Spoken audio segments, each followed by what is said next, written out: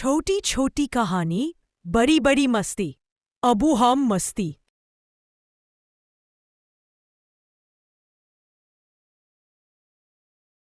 एक समय की बात है। गहरे समुद्र में एक अद्भुत और जादुई दुनिया थी जिसे कोरल किंगडम कहा जाता था। यहां चमकती हुई जेलीफिश नाचती, रंग बिरंगी मछलियां खेलती और समुद्र के कोनों में प्राचीन कछुए अपनी कहानियां सुनाते थे। इस राज्य में एक प्यारी सी जलपरी रहती थी जिसका नाम लूना था। उसकी नीली आंखें और चमकती टर्कोइज बाल उसे और भी खास बनाते थे। लूना के साथ उसके दोस्त डॉली, चंचल सी हॉर्स, और बेल, समझदार छोटी कछुआ, हमेशा रहते थे। लूना के पिता किंग थलर अपनी बेटियों से बहुत प्रेम करते थे, लेकिन वह लूना को हमेशा अपने पास रखते थे क्योंकि वह जानते थे कि समुद्र के बाहर दुनिया खतरनाक है।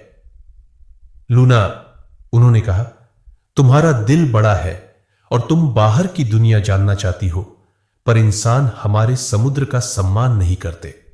तुम्हें अभी यहीं सुरक्षित रहना होगा।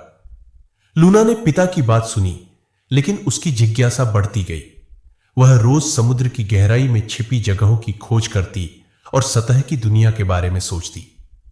एक रात लूना ने डॉली और बेल से कहा, मैं ऊपर की दुनिया देखना चाहती हूं, अब और इंतजार नहीं कर सकती।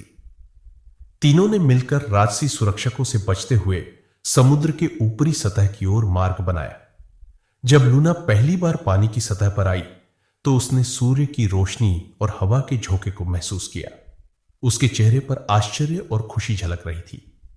तभी उसने देखा कि पास एक जहाज है जहां प्रिंस एडवर्ड अपनी बांसुरी बजा रहे थे और जन्मदिन मना रहे थे। लूना का सुर बिना सोचे उनके सुर के साथ मिला और एडवर्ड ने चारों ओर देखा। यह सुनकर चौंक गए, लेकिन समुद्र में खतरा था। वेक्सा, दुष्ट समुद्री जादूगरनी, ने जहाज को डुबोने के लिए तूफान पैदा किया। लूना ने बिना डरे एडवर्ड का हाथ पकड़ा और उसे किनारे तक पहुंचाया। एडवर्ड अपनी आंखें खोलकर लूना को देखा, लेकिन वह बोल नहीं सकती थी।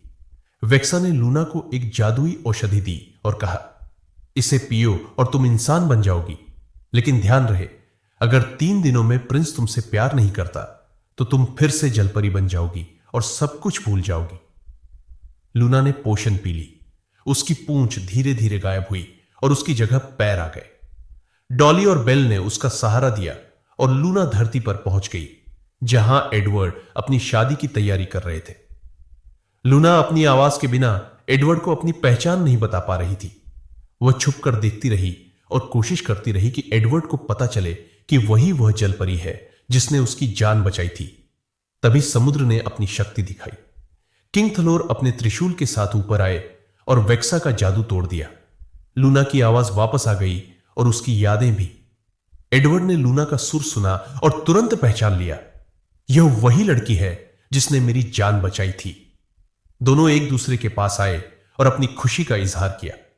वेक्सा हार गई और कोरल किंगडम में शांति वापस आ गई। लूना ने धरती पर इंसान बनकर और समुद्र में जलपरी बनकर दोनों दुनिया का आनंद लेना शुरू किया। एडवर्ड और लूना आगे चलकर दोस्त और फिर जीवन साथी बन गए। दोनों हमेशा खुश रहे और समुद्र और धरती के बीच शांति बनी रही।